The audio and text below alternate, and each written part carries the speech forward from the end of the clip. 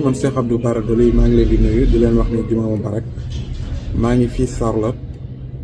North Carolina ci sama hôtel di sant yàlla bu baax di nuyu waa Sénégal yëpp tey suba nag bi ma xëyee maa ngi gis information yoo xam ne mi ngi circulé fekk démb xam ko te nettali woo tamit boo noppee pour mën naa fekk nga situation bi am ci li nga xam mooy dindi malaanu kiiraay le député Farba Ngom du fi guléet ci Sénégal te du moom moo koy mujjee ci Sénégal te procédure bi nga xamante ni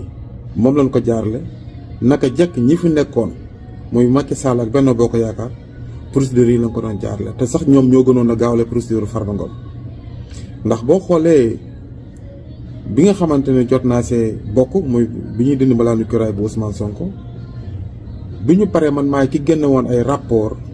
ak ay photo wane procureur de la République à l'époque lii leen dugal ci li nga xam mooy document yi wane ne lii mooy li am te fekk c'est faux document yooyu du ñoom assemblée moo ñu ko joxoon ci suñuy lijjanti ak suñuy pexe ci la ko seen honorable collègue député Mame Diarra Fam lijjanti woon ba am loolu. Assemblée nationale bi muy procureur de la République di wax ministre bi mu introduire demande ñu dindi mbalaanu kiiraay le député Ousmane Sonko man maa ngi woon ci salle bi commission ad hoc à l'époque ka fa nekkoon président groupe parlementaire saaga na ma fa sax parce que dama doon wax ni document yi nga xam ne moom la ñu wax ni moom la ñu war a dindi mbalaanu kiiraay nañu jox document yi ñoom ñu lànk kon ñoom ña lànkoon jamono yooyu noonu ngir ko ñàkk teg dara ci loxol sénégalais yi ak lu ñu waroon a teg suñu loxo pour ñu défendre Ousmane Sonko à l'époque joxuñu ko woon. kon tey jàpp naa ne bu ñu demee tey booy wax naan dañoo war a am ay document pour que mën a doog a topp Farba Ngom pour man loolu ay caaxaan la. pour la République bu gisee moom la mu war a gis bind ko yónnee ko assemblée nationale bu ko yónnee buñ ko càmbaree